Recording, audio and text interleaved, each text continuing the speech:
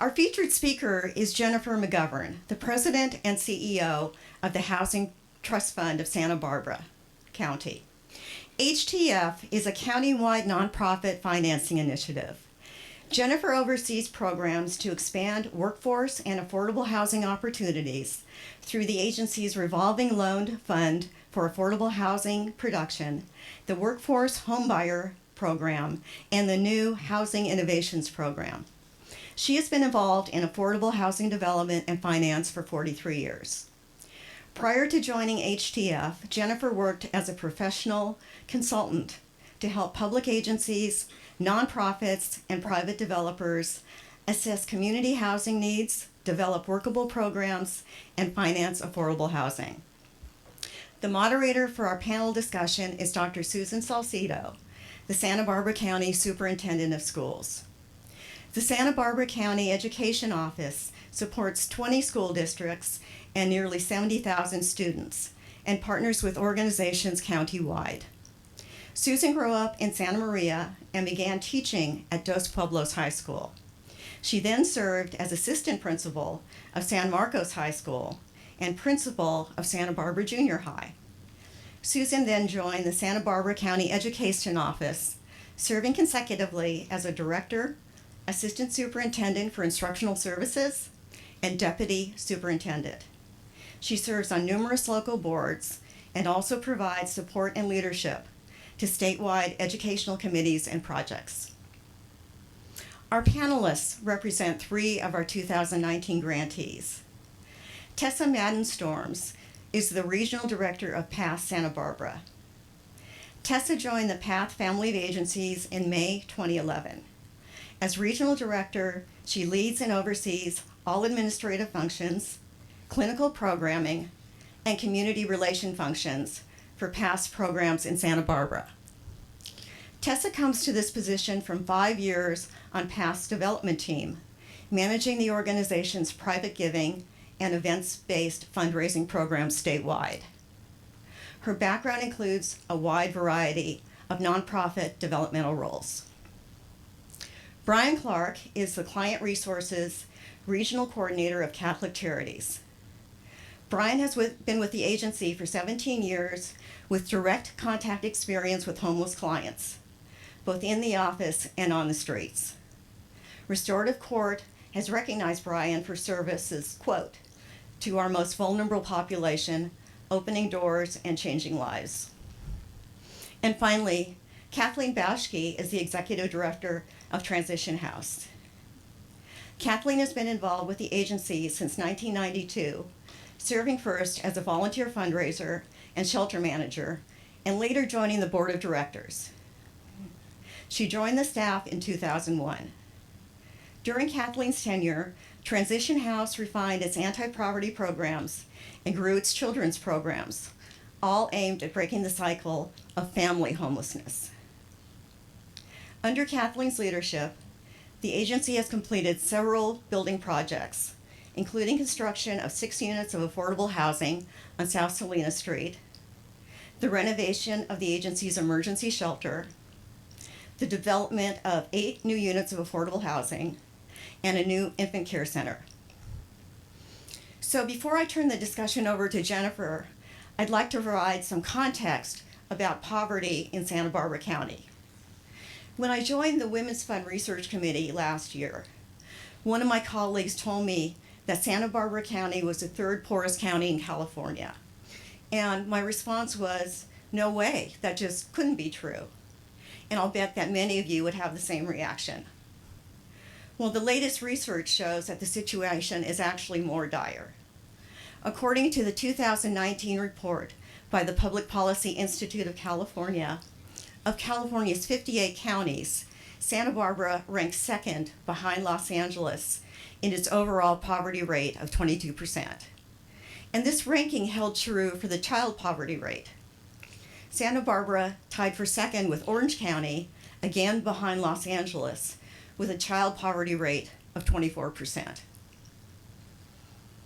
Earlier this year, the United Ways of California released a report on the financial challenges of working families called Struggling to Stay Afloat, the Real Cost Measure in California 2019. You'll see that on the slide behind me. And unlike the official poverty measure, which primarily accounts for the cost of food and neglects regional variations in the cost of living, the real cost measure, or RCM, is far more comprehensive. It incorporates the costs of housing, food, healthcare, childcare, transportation, and other basic needs to determine what it really costs to live in California. The RCM builds a household budget for each county that reflects reasonable choices for these essential expenses. So let's take a look at Santa Barbara County. In Santa Barbara, the RCM budget for a family of 4, consisting of 2 adults, 1 preschool child, and 1 school-age child, totals about $91,000. 38% of households in the county and 29% of households in the South County are below the RCM. In fact, the actual average income for a family with 2 minimum wage jobs is only $42,000. And although this is well above the federal poverty line of about $24,000, it's less than half of the RCM. So the data shows that more than 3 full-time minimum wage jobs would be needed for the family to achieve economic security.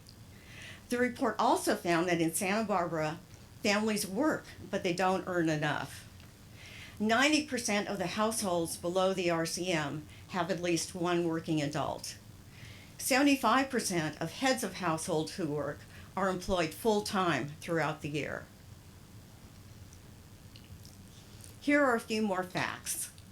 Families with children face a bigger barrier to economic security, and single mothers are the most likely to struggle. 77% of single mothers in the county are below the RCM. And households of color struggle disproportionately. In our county, of the 46,000 households below the RCM, over 60% are Latino.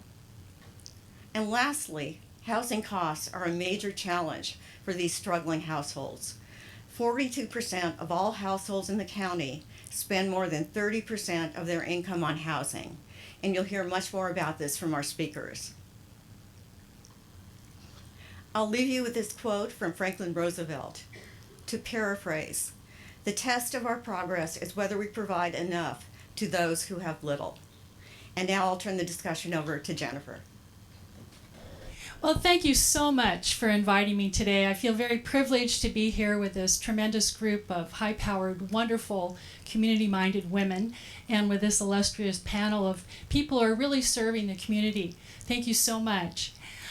My task today is, in a very concise way, give you a very broad overview of the roots of homelessness and this community crisis that we have. And it's going to be a little bit of a challenge because I have 15 minutes to put the past 50 years in perspective. But we'll do it. So first we're going to look at the last 50 years and how did we get here? How did we get to this crisis? Then we're going to look a little more at our local affordability gap between wages and housing costs. Maybe look at some of the myths we might have about homelessness, the types of people who become homeless, and what maybe our response could be as a community to help address this issue. And finally, talk about attitude shift, because I think political will and community support is so important to make significant changes. First of all, the issue is not simple. It's very complex and multifaceted. And I'm going to go over some of the major themes very quickly. The first is the economy. We've experienced over the last 40 to 50 years wage stagnation, dollar devaluation, skyrocketing income inequality, and growing poverty. Also, we've outsourced a lot of our higher paying industry, and our job creation has been primarily in lower paying industries. At the same time, California has grown exponentially. So all these factors combine. I want to show you this chart because Santa Barbara is a very service-oriented community. We have a lot of low-pay restaurant and hotel workers. So the blue line is the increase the last 28 years in CEO pay. The red line is the increase in the minimum federal wage. And if you can see that green line crawling along the bottom, there's no increase in wages for restaurant workers the last 28 years. It says a lot. At the same time, since the creation of the Federal Reserve, which is really a private banking cartel, the value of our dollar has declined by 96%. So here we have a combination of low-wage workers, and their dollars aren't worth as much. Income equality. The column on your right is the top 0.1% of the population that brings in 188 times the bottom 90%, which is that barely perceivable column on the left. Another reason that we got here has to do with the imbalance in housing supply and demand. We simply have not constructed enough housing for our population.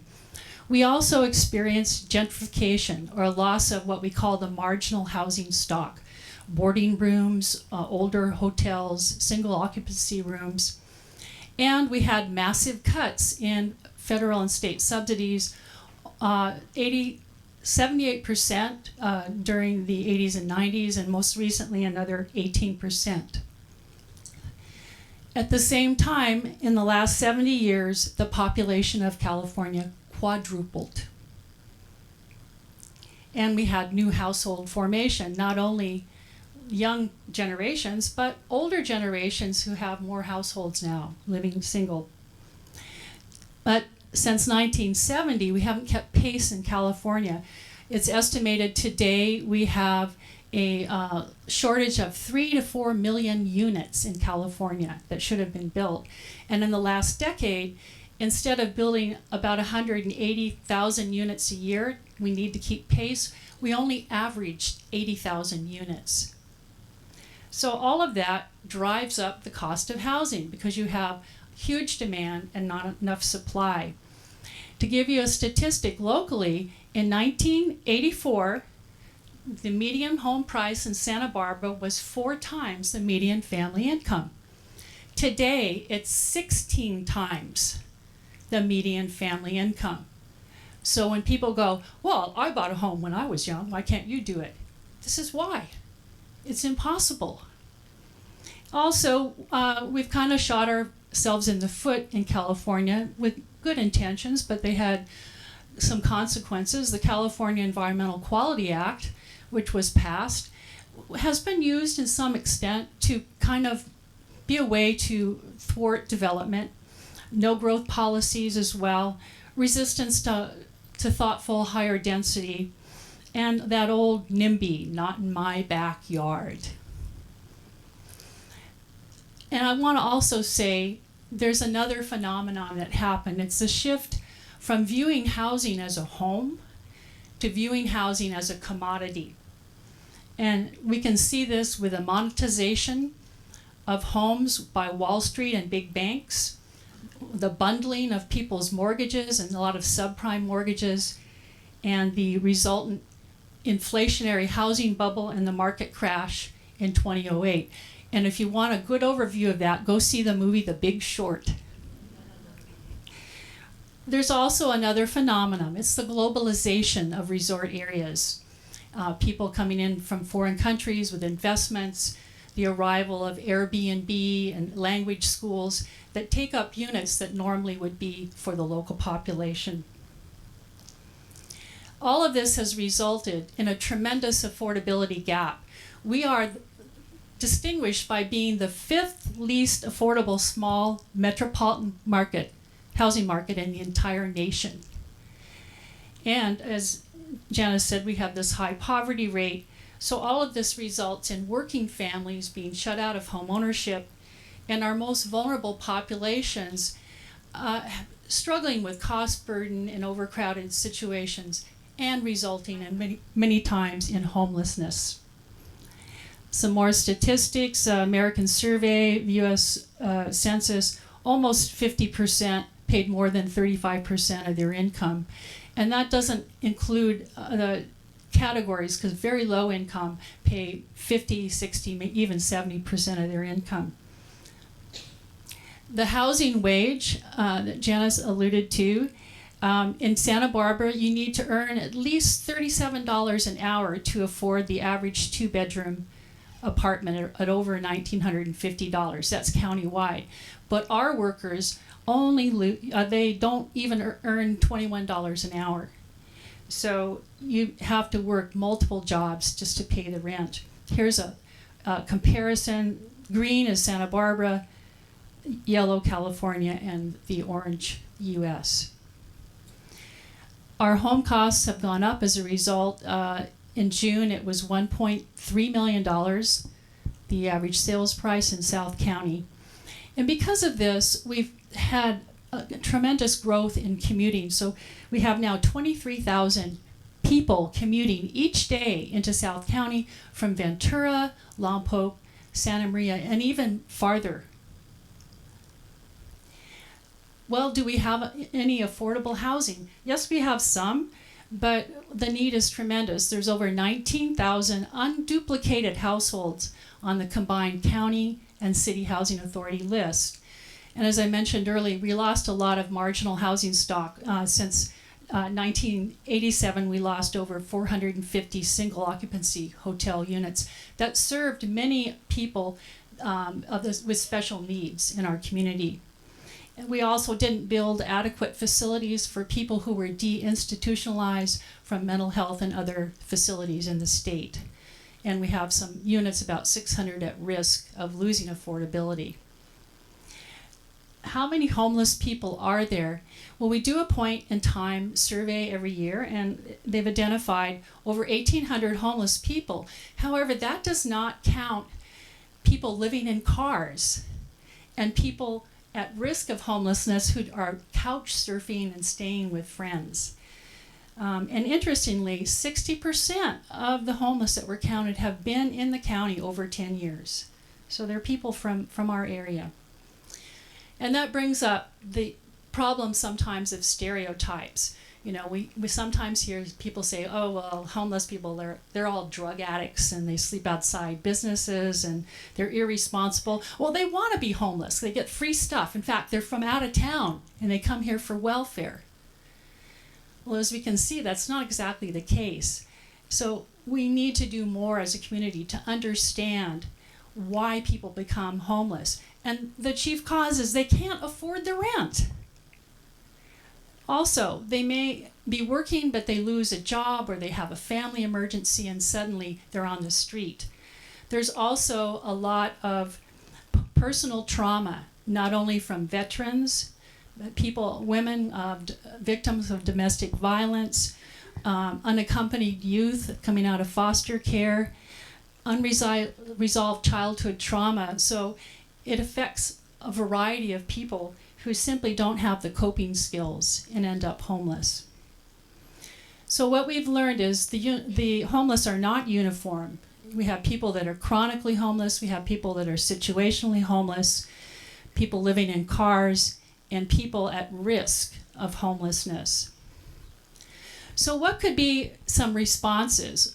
And we're going to be hearing from this panel on that in a minute. But one of the first things we could do is to support the providers who are on the front lines. And it's so great that you're doing that at the Women's Fund. We also need to support more supportive services to address root causes of homelessness. In particular, county mental health funding needs to be augmented. I don't think we're on par with other counties. Another idea is very difficult to get into the housing market, costs thousands of dollars. So maybe a microloan fund for first and last month's rent, and develop more resources to give people information about housing and connect providers along the lines of Path's new online Zillow. Another thing that we absolutely have to do is to build more affordable housing. And to do that, we need to broaden our concept of, do we really need to have 1,200 square feet or 2,000? Maybe we can build smaller units.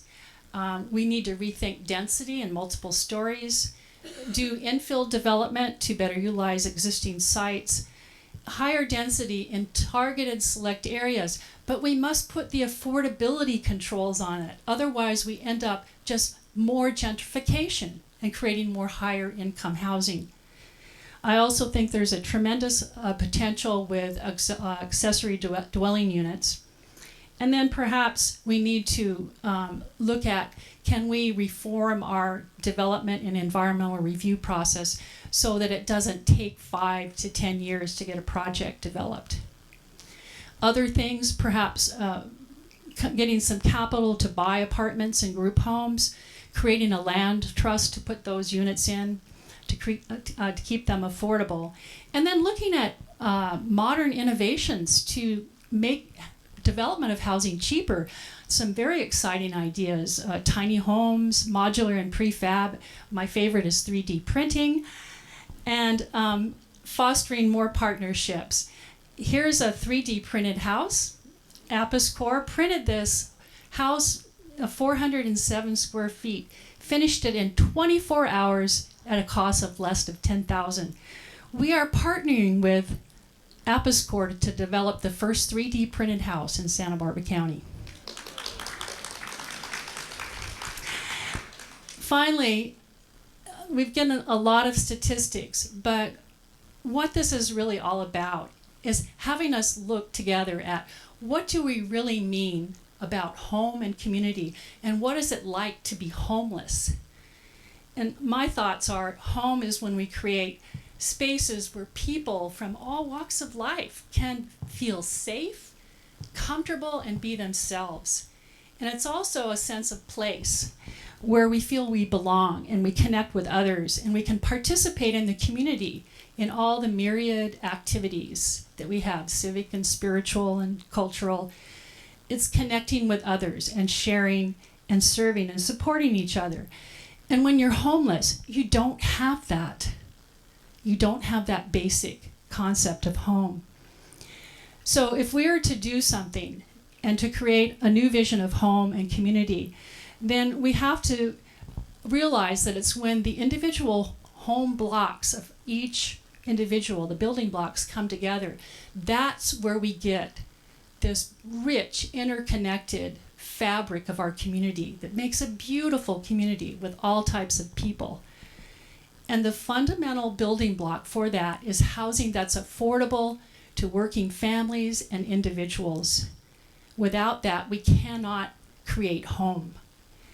So I think the first thing is to realize our interconnectedness, and then we can come together truly to address homelessness and what it means not to have a home. And we could create hope, new solutions, and a vital community. So for me, home is the heart of community. Thank you.